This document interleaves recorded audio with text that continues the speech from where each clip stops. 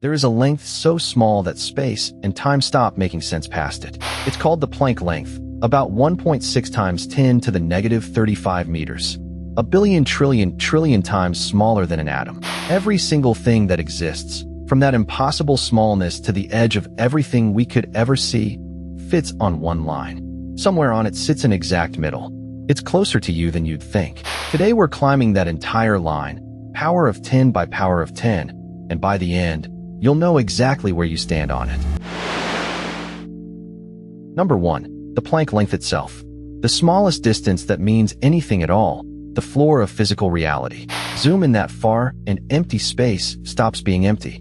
It froths and flickers, like reality glitching at its own smallest setting. No telescope, no microscope, and no equation we currently trust can tell you what's smaller than this. It's not a wall.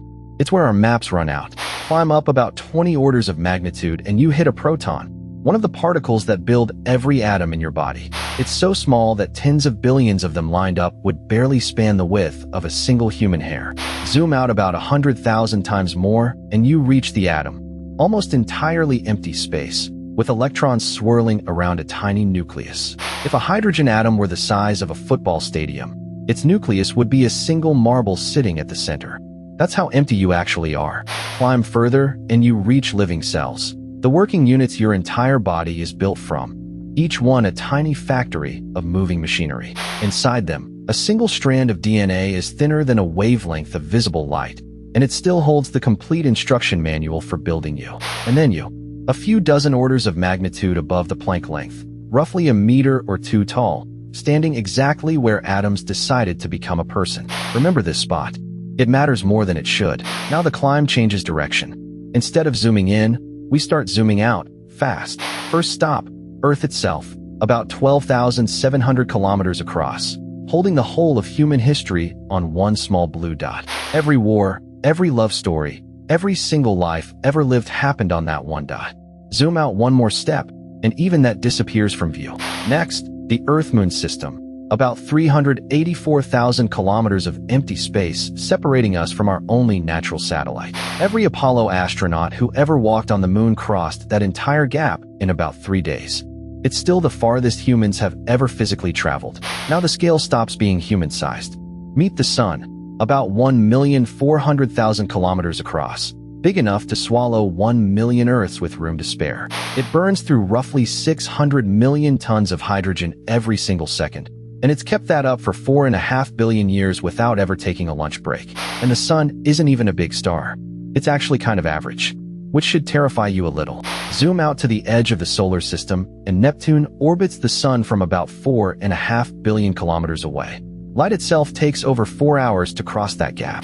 Voyager 1 has been flying outward for almost 50 years, and it still hasn't fully left the sun's gravitational influence. Beyond Neptune sits the Oort cloud, a vast shell of icy debris stretching maybe a light year or more from the sun, the true, ragged edge of our solar system. Nothing we've ever built has reached it.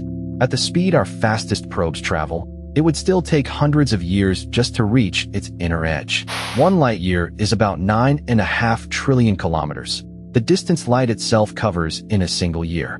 And Proxima Centauri, our nearest star, sits over 4 light years away.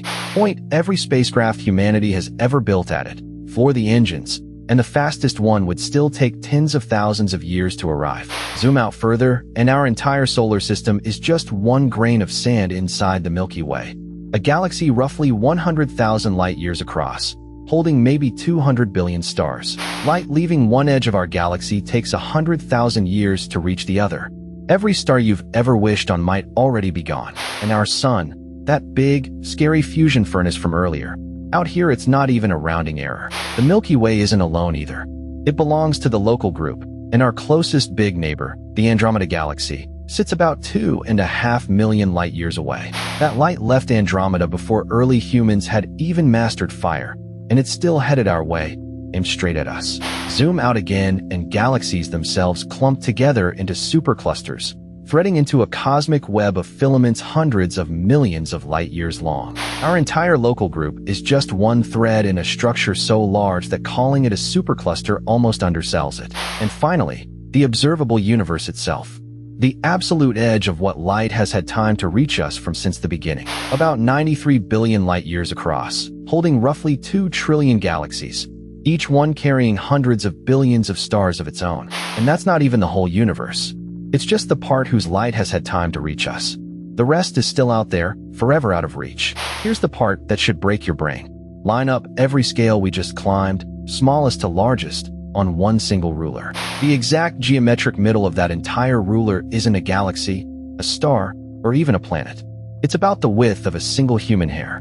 You are built from things smaller than that midpoint, and you live inside things unimaginably larger than it, standing almost exactly on the universe's own fulcrum.